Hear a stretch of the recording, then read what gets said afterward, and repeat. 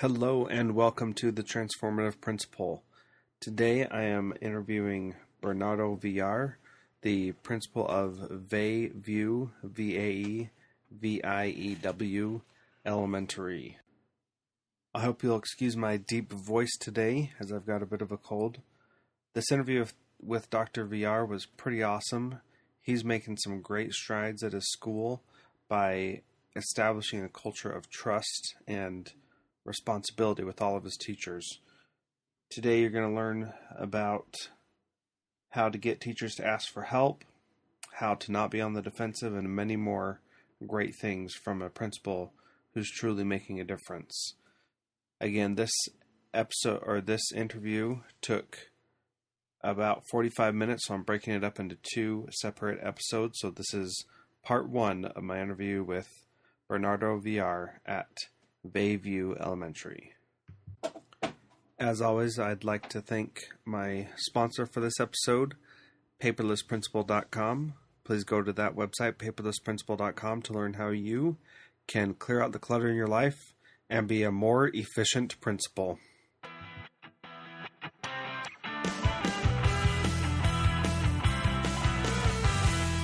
First of all, do you want to tell me about Vae View Elementary and how long you've been here, what the demographics are, where your school is, all that kind of stuff? Okay. Let's start off. I've only been here for a year and a half. I was transferred from another elementary school. Our other elementary school, it had 3 years running or more of growth. And so as we looked at the growth, then we had to say, okay, what were we doing? And so then I had the opportunity to come here to Vae View Elementary, which was almost identical to the elementary school that I was previously. And I've always wanted to be at this school. Do not ask me why. One day I walked through those doors and I just knew this is where I needed to be. Wow. And so amazing opportunity to be here. Vae View, again, socioeconomic status is quite low within our area. We meet some challenges that we have. Our school, again, was considered a focus school, which meant we needed to, beef up our instruction and change the way we were looking at things. And so last year we take on different pieces every year to look and see what we're looking at and what we need to do. As a group, we work together. One thing in this school is that we are all a team together. So one of the first things that we implemented last year in Vae View was making sure what we have is, at my last school we called it Power Success, and here we call it a Power Hour. Mm-hmm. But we have a sacred hour for each grade level, and those grade levels exchange students across the board. And so it's not just my students, but they're our students. And that was one of the big changes that we did at our other school, which made a total difference, because then there was a total buy-in of saying these are all of our kids, and these are not just my kids. So your students go from one teacher to another based on what do you do to like if we, during that Power Hour Success, let's say we have an entire grade level, we have 3 first grades. So if we take those 3 first grades, those kids, every student's looked at. And so we progress monitor those children in different areas. It's just not in one area. But we we look at them, and the teachers give their general instruction to all the students, and all 3 teachers have to meet, because we have our PLCs, which is our professional learning communities. They get together, and once they get together, they look and they ability group the students to see where we are and where we need to be with each level. And so if one teacher then is then the students are across the board. A teacher will receive so many, another teacher will receive so many, another teacher will receive so many. So those, then we have tutors. So there are stations that the students are constantly rotating every 20 minutes. Mm-hmm. And so they are able to feel that success and go on to the next step. Because a long time ago I heard or I learned that every time a child has a small success, and we acknowledge that small success, then they go on to another success. And so that's one of the things that we try to do. Make sure that that child's being successful in his area. And once the child's successful, then they're going to be successful in the next area. And so we just keep pushing them. The word this year for us is rigor. We have to have more rigor in what we do. And so if you ask any teacher right now, what are you working on this year? And the word would be rigor. We are doing everything we can to make sure that we're pushing the envelope for every student at their level so that they could go on to the next step. And so as we do the same thing, our kindergarten teachers, we have full day kindergarten here instead of just a half day. But in the afternoon, those students are again changed with different teachers. And so they look at that and they say, our kindergarten students are at a higher level when they enter first grade. And then that first grade, instead of starting at first grade, they have to enter at a higher level because the kids are already there. And one thing that we do is we have data meetings. And those data meetings, we go in like just now where you were here, we go in and we analyze that data. We look at all of the data. We look at where the children are in math, where the children are in science, where are those children in language arts. You take the 6th grade teachers. Today we had a data meeting with those 6th grade teachers. All the teachers here are phenomenal because one thing that we've learned is that we have to become better at our trade. We have to become better at our craft. Everything is out in the open. Nothing is kept back. So today or yesterday when I met with my 6th grade teachers, they were able to look at it, and one teacher said, oh my gosh, look how high your kids are in comprehension. That means that we need to look at something. If your kids are coming that high in comprehension, that means that, and my kids are doing this, then you're going to switch. You will be teaching comprehension, and I'm going to switch and teach another area. So they look at their strong points, and whatever it takes, we're not afraid to say we need help. We're not afraid to say that, I'm lacking in this, and this is where I need assistance. So that's a really important thing, that we're not afraid to say we need help. How do you get teachers to get to that point where they can not be afraid to ask for help? What do you do for that? Okay, well, one of the things I think that is a hard step, but one of the steps when we first come in, and where I first come in, is I let the teachers know we need to understand right now, as we are not individual grade levels, we are a school that we need to survive, and we need each other. We need each other's support. We need each other's help. So step number 1 is we all need to know now, right now, the only way we are going to succeed is with honesty and being upfront with each other. So sometimes it's going to hurt, but one of the things we have to realize that we're all going to be in the same boat. We're all going to work towards together a goal. And that's our ultimate thing, is that it's not, and I as administrator need you guys just as much as we need each other. I need your support to say, Mr. Villar, you're not doing this right, or this is not happening, or we need, and so I need that just as much as you do. And one of the things we have to learn as an administrator, for me, one of the things I make sure and I concentrate on is making sure that I am never on the defense with my staff. Because whatever we model and whatever we portray, that's what's going to happen. And so that is one of my things of every day, noting and acknowledging all of the positive and doing all the celebrations that come along with that. And then going through and saying, okay, we celebrated this, but now we want to celebrate this. And so first, I'm not going to say it wasn't hard, but I think if you model it correctly, and if you give the support that you need to give and let them know you're not here to hurt them or you're not here to criticize them, we all need that constructive criticism so that we could grow. And that's the main thing, is making sure that they understand this is not to knock anyone down. This is to help us all grow so that we can make our kids grow. That's really great, and I love how you talked about not being on the defensive as an administrator. Can you give a couple of examples where it would have been easier for you to be on the defensive? One thing I've noticed I worked in the district office for a while, and now I'm an assistant principal, is that it's easy for administrators to feel like the buck stops here, so it's all on me, and it's easy to take that personally and start being defensive. How do you prevent yourself from being defensive, and maybe share a couple examples of times where you could have been and you weren't?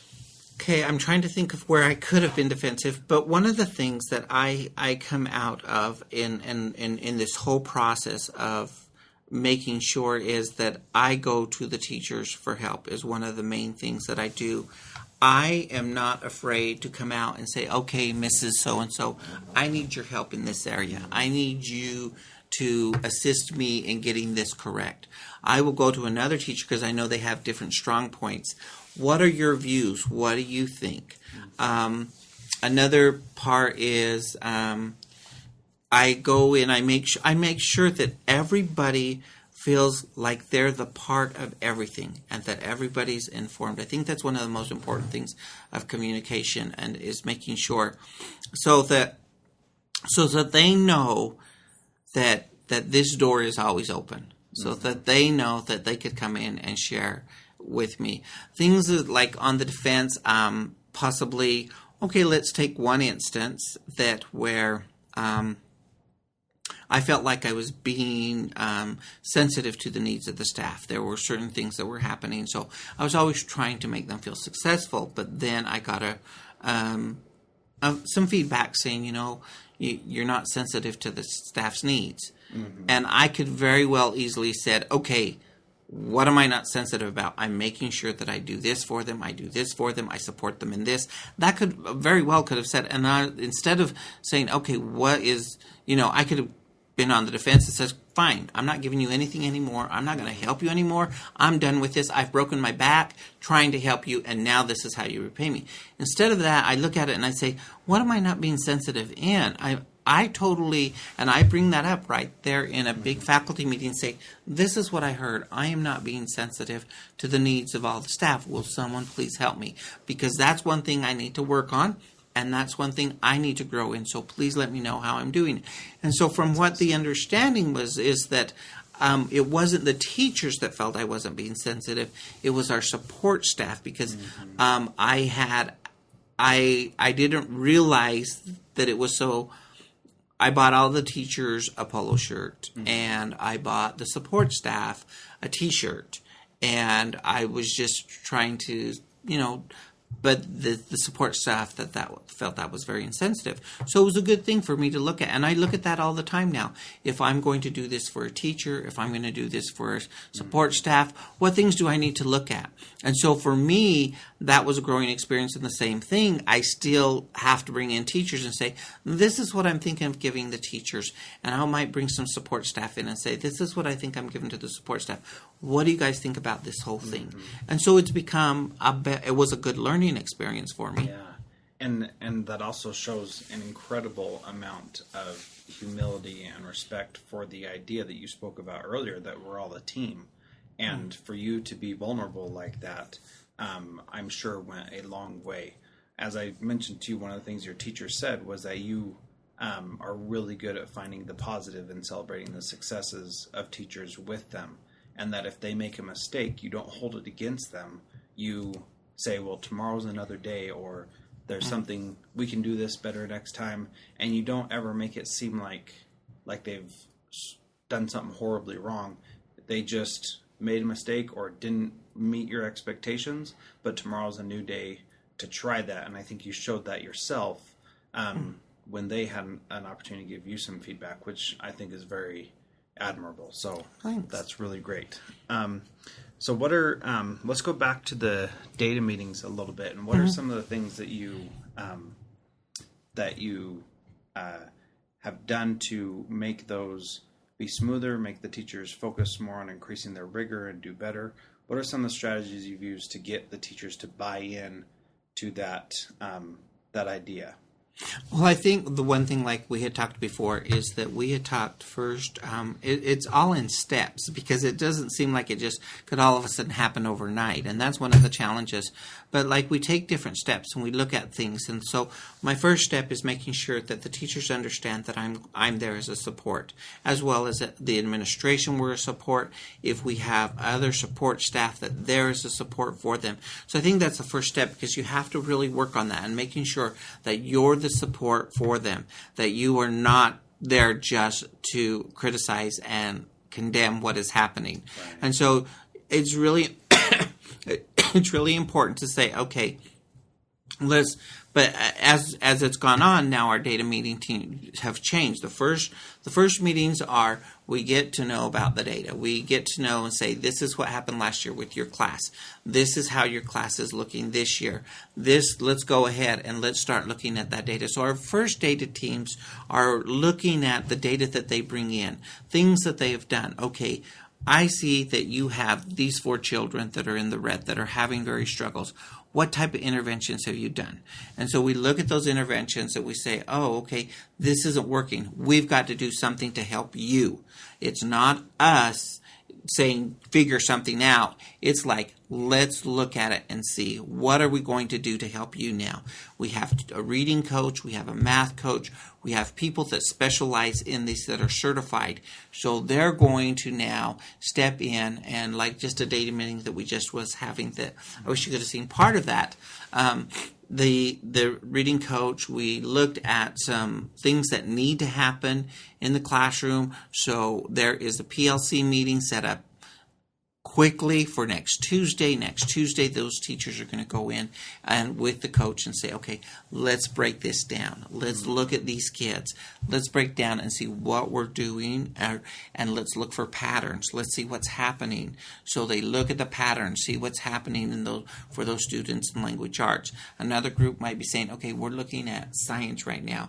There's an issue, there's a concern. We need to break this down. And actually, in this last group, we had a little concern with science. So we're saying, okay, what are you doing for science?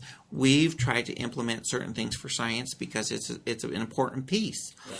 And so as we look at this piece, we say, okay, this is a step that we forgot. So now we have to start working on this step for this grade level. So I guess the data meetings all relate to the individual grade levels and what we can do to support them, to be there for them, to make sure that they're successful. Right. So let's talk a little bit about the culture of your school, the feel of your school. You said when you walked in these doors one day, you knew you wanted to be here. What do you see as an essential part of your school that would make all the students want to be here as well? And how do you cultivate that? Okay, what we do is, one of the things is to make sure everybody feels good and safe at the school. And so one of the first steps that we have to look at is the environment that the school is. And a lot of people say, well, aesthetics really doesn't matter, or how you walk into a building and so, no, I'm sorry, that truly makes a difference on how the building is looked at from the outside. So when our kids come into this school, it has to look nice. It has to look good. And yeah, I had to go bang on a few doors, and I had to ask and beg to get some nice things that look out front. That's one of the first things, is when those parents and those kids come into this school, they need to understand and realize they are the most important. Everything revolves around them. And so by the first thing is the aesthetics of the school, making sure the environment looks good, making sure everything is up to par. And those kids, when they enter that building, that's number one step. That's number one step, is making sure that they feel that comfort as soon as they walk into the building. The next part is making sure that every person is greeted all the time, that there's not a lapse of somebody standing in line. If the out front office is busy, you can hear, make sure that there's an administrator out there, whomever's out there, every staff member is instructed to make sure that they greet everyone. And our words are always, can I help you? We have somebody walking through the halls. The first thing they have to do is, can I help you? There was a survey once done, and it was done by some Weber State students. They came through our schools to try to find out what they were doing, how schools engaged people. When they had finished the study, they had realized that our school was one of the schools that I was the principal as. They said within the doors, they walked in, someone greeted them. How can I help you? Right away, as they walked into the office, hi, how can I help you? What are you doing? Right away. Some students walked through the hall to see if they were, right away they were greeted by other staff members and escorted to the office to see if they could be assisted. So that's really important, is to make sure that all the staff members know we're on the lookout for everybody that enters this building, and we don't want to make them feel uncomfortable, but we want to make sure that they know that their kids are safe.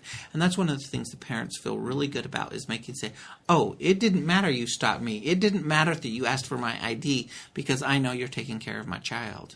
Right. So I think that's interesting how the last thing you said about all that is making sure that the kids are safe and you're asking for ID. Those things that we need to do in the world that we live in with the threat of violence in schools, that what's more important to you is making sure the kids know that they are important here, and that every other adult knows that somebody's looking to help them. And switching those around, instead of saying we need to keep our kids safe and who are you and where's your badge, you're saying how can I help you, and then making sure that you're doing that so that everybody knows the kids here are safe. I think that's a really important rephrasing of that current problem. Well, another aspect is that all of our kids are greeted in the morning. We try to make sure they have a safe place to go in the morning. We open up our gym. If not, we have supervision on the playground. So we make sure that the kids, upon arriving, are greeted and make sure that they're safe. Also, all of our kids are escorted out at the end of the day. So all of the kids are escorted out to the flagpole. So all the parents know that they're able to pick up their kids at the flagpole. And every staff member, if you come here, when the bell rings at 3:25, you will find every staff member outside making sure those kids are being watched over until someone picks them up. That's great. So how was that in place before you got here, or No. was that something you implemented? That's something I implemented at each how- school that I go to. And how did you get that to happen? That's something that our schools recently implemented, and we have very good participation. Our staff is wonderful. But not everybody makes it out to the flagpole, and that's the ideal for us as well. So what did you do to ensure that that is happening?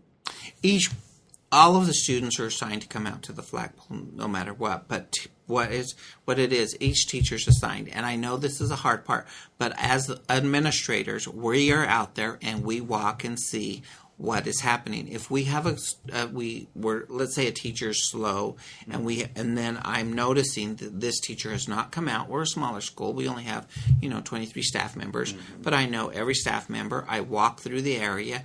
Oh, this teacher hasn't made it out yet. Let me go see what's the issue. Is there an issue with a parent? Is there an issue with a student? So I walk in. I say, okay, this is what the issue was. Then the next day, it's taken care of. So. Okay. And it doesn't sound like you need to be heavy-handed or rude or no. You guys have to do this. I'm just like, is there something I could help you with? Why didn't you make it out today? Was there a problem? Is there something that needed to be done? Sometimes teachers know, I'm sorry, I was just delayed this time. Sometimes it is a parent. Mr. Villar, I was meeting with a parent, so. Gotcha. And I think what I'm getting is that you don't have to have a heavy hand when your approach is, can I help you? And that's what you're teaching the staff, the support staff, the teachers, and that's what you're modeling yourself, as you said before. So that's really great. When you greet the students each day, what does that look like? You said every student is greeted. Every student, the teachers go outside, the students are lined up, and each teacher will go by and do different grade levels. And they said goodbye to them as they're going out. They walk them outside, and they take fourth grade. I have one teacher that just gives It's Fist called bump. a fist bump. There's the high fives. The students in the morning are greeted with high fives. I go out and I greet the students. I greet the parents. We do have 60% of our culture is Latino. And so I go out and I greet the parents in two languages. I greet the kids in two languages. And so I think that's an important piece, is to make sure that they all feel comfortable when they're coming into the school.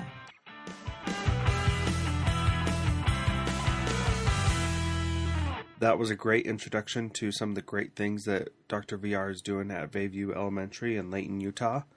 Make sure you tune in next week for the second part of his interview, where he talks more about building that sustainable culture at a school that helps teachers and students improve.